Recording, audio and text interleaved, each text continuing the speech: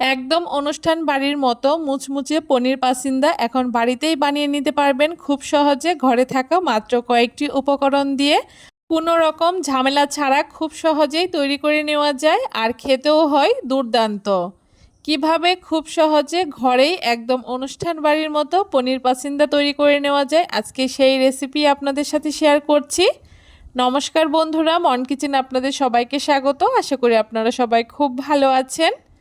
পনির পাসিন্দা তৈরি করার জন্য প্রথমে আমি ব্যাটারটাকে তৈরি করে নেব।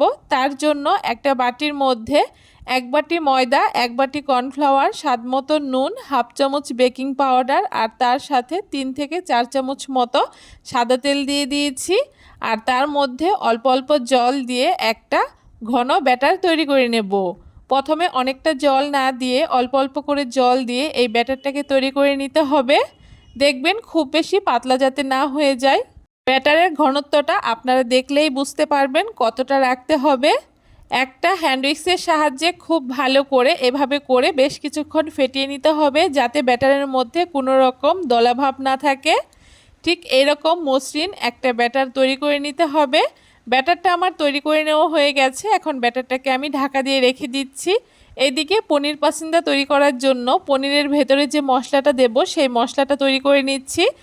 তার জন্য একটা বাটির মধ্যে 2 চামচ তেঁতুলের পাল্প দিয়ে দিচ্ছি, তার সাথে 2 চামচ টমেটো সস আর তার সাথে এখানে কাঁচা লঙ্কা, ধনেপাতা আর পুদিনা পাতা পেস্ট দিয়ে দিচ্ছি 1.5 চামচ মতো। 1 চামচ গুঁড়ো চিনি দিয়ে দিচ্ছি।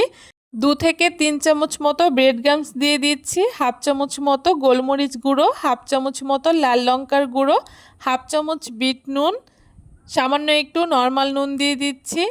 এখানে হাফ চামচ চাট মশলা দিয়ে দিচ্ছি আর সামান্য একটু গরম মশলা দিয়ে দিয়েছি। এখন সমস্ত কিছু একসাথে খুব ভালো করে মিশিয়ে নিচ্ছি। আপনারা চাইলে এইখানে 1 চামচ মতো ছাতুও ব্যবহার করতে পারেন। আমার কাছে ছিল না, তাই আমি শুধুমাত্র ব্রেড ক্রাম্বস দিয়ে এটাকে তৈরি করেছি। এখন খুব ভালো করে সমস্ত কিছু একসাথে মিশিয়ে নিলেই কিন্তু পনিরের ভেতরে দেওয়ার জন্য চাটনিটা আমাদের একদম তৈরি হয়ে যাবে। পনিরের ভেতরের পুরটাকে রেডি করে নিয়েছি আর এদিকে দেখুন আমি পনির নিয়ে নিয়েছি। এখানে আমি 150 গ্রাম থেকে 200 গ্রাম মতো পনির নিয়ে নিয়েছি। আপনারা আপনাদের পরিমাণ মতো পনিরটাকে ব্যবহার করবেন। আর ঠিক এরকম একটু বড় সাইজের পনির নিতে হবে আর তারপরে একটা ছুরি দিয়ে এভাবে করে পাতলা পাতলা করে পনিরগুলোকে কেটে নিতে হবে। এইভাবে করে এক এক করে সবগুলো পনির আমি এইভাবে করে পাতলা করে কেটে নিচ্ছি। আপনারা চাইলে কিন্তু পনির পাসিন্দাগুলো ছোটো কিংবা বড় যে কোনো সাইজের করে তৈরি করে নিতে পারেন। একই রকমভাবে সবগুলো পনির এখানে আমি পাতলা পাতলা করে কেটে নিয়েছি। এখন এক একটা করে পনিরের টুকরো নিয়ে এইভাবে করে পনিরের মাঝখানে আমি যেই মশলাটা তৈরি করেছিলাম সেই মশলাটাকে একটা চামচের সাহায্যে ঠিক এইভাবে করে লাগিয়ে দিচ্ছি। একটু বেশি পরিমাণে মশলাটাকে লাগিয়ে দিতে হবে, তাহলে পনির পাসিন্দাটা খেতে ভীষণ ভালো লাগে।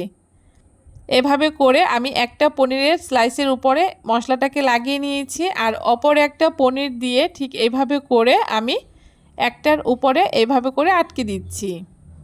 এভাবে করে সবগুলো পনিরের মধ্যে আমি মশলাটাকে দিয়ে আরেকটা পনির দিয়ে আটকে তৈরি করে নেব। একই রকমভাবে আরও একটা পনির আমি আপনাদেরকে দেখিয়ে দিচ্ছি। পনিরের পিসটাকে নিয়ে এভাবে করে মশলাটাকে একটা চামচের সাহায্যে লাগিয়ে দিতে হবে আর তারপরে আরেকটা পনির দিয়ে ঠিক উপরে এভাবে করে একটুখানি চেপে আটকে দিতে হবে। এভাবে করে সবগুলো পনির আমি এভাবে করে মশলা দিয়ে তৈরি করে নেব। আর একই রকমভাবে দেখুন সবগুলো পনির এভাবে করে মশলা দিয়ে আমার তৈরি করে নেওয়া হয়ে গেছে। এখন পনির পাসিন্দাগুলোকে ভেজে নেওয়ার জন্য আগে থেকে যে ব্যাটারটা তৈরি করেছিলাম সেই ব্যাটারের মধ্যে এক একটা করে পনিরের পিস দিয়ে খুব ভালো করে ব্যাটারে ডুবিয়ে নিতে হবে। আর তার আগে অবশ্যই ব্যাটারটাকে একটুখানি নাড়িয়ে চাড়িয়ে নিতে হবে। আগে থেকে আমি উনানে কড়াইতে পরিমাণ মতো তেল দিয়ে দিয়েছি। তেলটা হালকা একটু গরম হয়ে যাওয়ার পরে উনানের আঁচটাকে একদম মিডিয়াম টু লোতে রেখে এই পনির পাসিন্দাগুলোকে ভেজে নিতে হবে। পনিরগুলোকে খুব ভালো করে ব্যাটারে ডুবিয়ে নেওয়ার পরে হালকা গরম তেলের মধ্যে এইভাবে করে পনির পাসিন্দাগুলোকে দিয়ে দিতে হবে। আর উনানের আঁচটাকে মিডিয়াম টু লোতে রেখে একটু সময় নিয়ে উল্টে পাল্টে পনির পাসিন্দাগুলোকে ভেজে নিতে হবে যতক্ষণ না কালারটা খুব সুন্দর একটা ব্রাউন কালার চলে আসছে। আর অবশ্যই মাঝে মধ্যে এইভাবে করে একটু নাড়িয়ে দিতে হবে। উপর থেকে একটুখানি তেল ছড়িয়ে দেবেন, তাহলে কিন্তু পনির পাসিন্দাগুলো খুব সুন্দর ফুলকো ফুলকো হবে।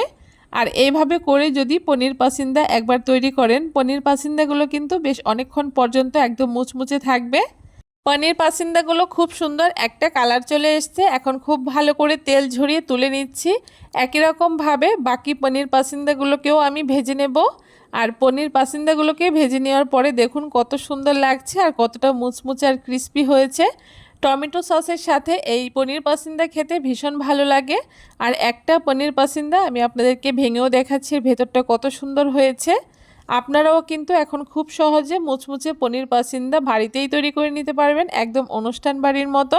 কেমন লাগলো আজকের রেসিপি অবশ্যই কমেন্ট করে জানাবেন। ভিডিওটা ভালো লাগলে সবার সাথে শেয়ার করবেন।